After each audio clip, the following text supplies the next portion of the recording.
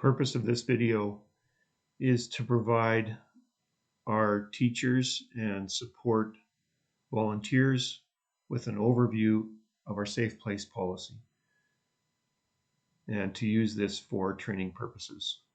We want to create a safe environment for all those who attend events here, and especially for children and vulnerable adults. We also want to protect workers from false allegations. And so this policy is designed in order to do those things. We define a child as a person who is under 18 and a youth who is anyone from grades 7 to 12. Parents are those who are guardians or parents responsible for the child or vulnerable adults. Coordinators are the lead pastor or the worker appointed by him to be in charge of supervisors and to oversee this policy.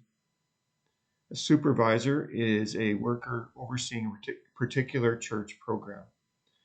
Vulnerable adults are persons who are 18 or older, who are in a position of dependence on others due to circumstances, and they are at greater risk.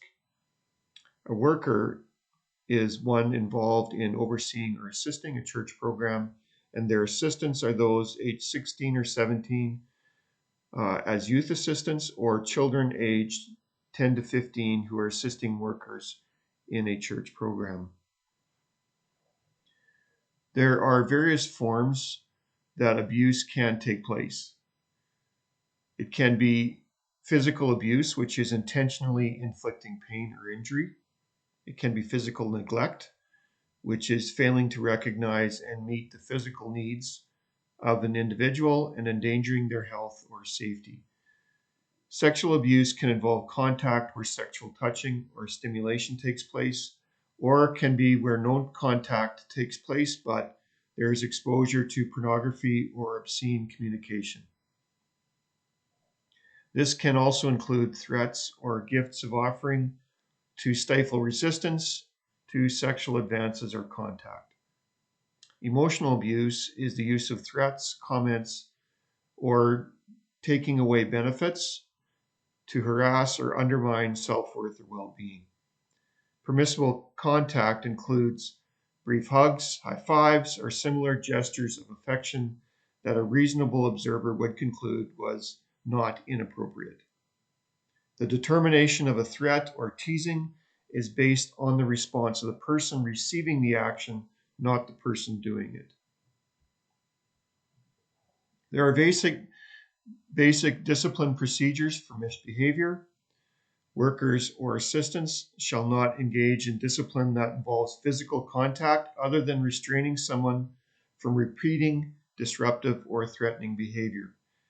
When this happens, they first shall be given a verbal warning, second, a timeout, and if this does not cause the behavior to change, the parents are notified and requested to come and get the child. If there is an injury, a minor injury,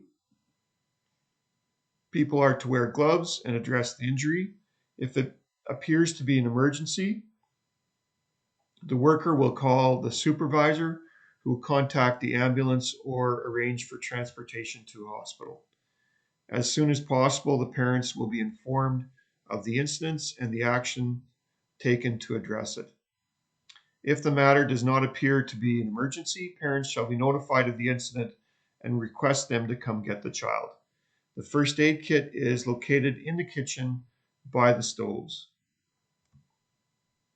For the nursery or for ladies' morning out, a child shall not be admitted to the care unless they're signed in by a parent or released when signed out by the parent. Parents shall notify workers of any allergies or medical conditions that are present in a child, and staffing is required to be at least 2 workers in addition to supervised youth or child assistants. If a child is needing to go to the bathroom, the door must be left ajar into the bathroom.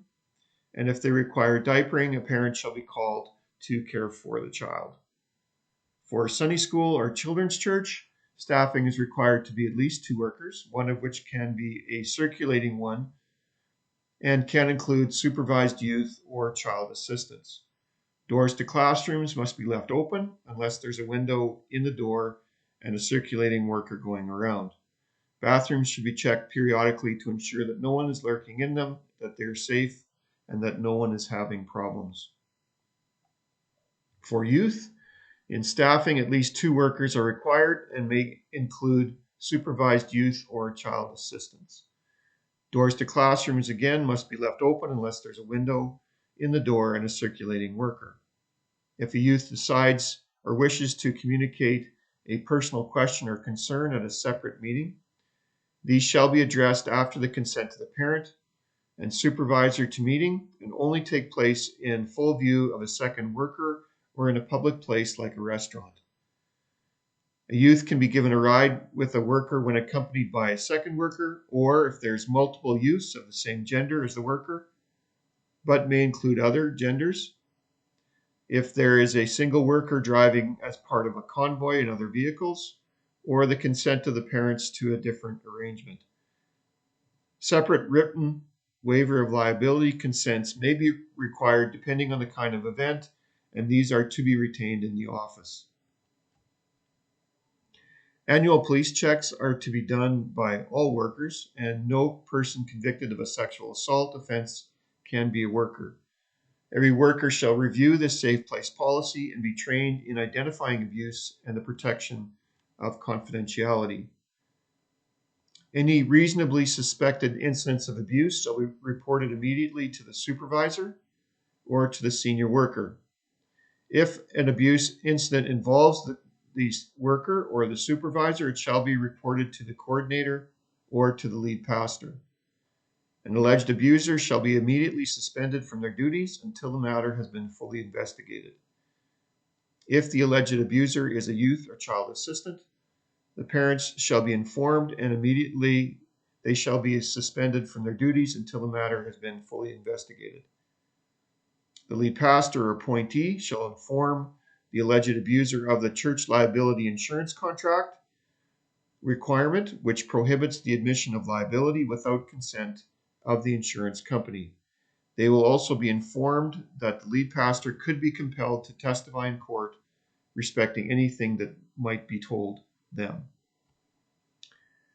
The lead pastor or appointee shall also advise the parents of the child that the church has suspended the alleged abuser, that the name of the child and alleged abuser will be remaining confidential pending the full investigation, that the church is prohibited by its insurance contract to admit liability without the consent of the insurance company, but that it will be making the report required by law to the authorities, that the church will cooperate with the authorities to enable them to determine the validity of the alleged incident, that the church will hold the alleged abuser fully responsible for their actions if the abuse allegation is true. The incident will only be addressed at the conclusion of the investigation. The lead pastor or appointee shall receive guidance from lead team on communication of the issue to the congregation. If the allegation is true, the abuser is to be discharged permanently, and if not, reinstated to their prior position retroactively. The church shall keep a record of each document prepared or received in the administration of this policy in a locked cabinet and available to those who are charged with administering it. If a situation arises, the person is to contact a supervisor first. The best number to contact in case of emergency is the Dalwhinnie Police Service at 306-254-2114. If there is a report of self-harm, the general principle is to talk to the parents first and then Dalwhinnie Police Service.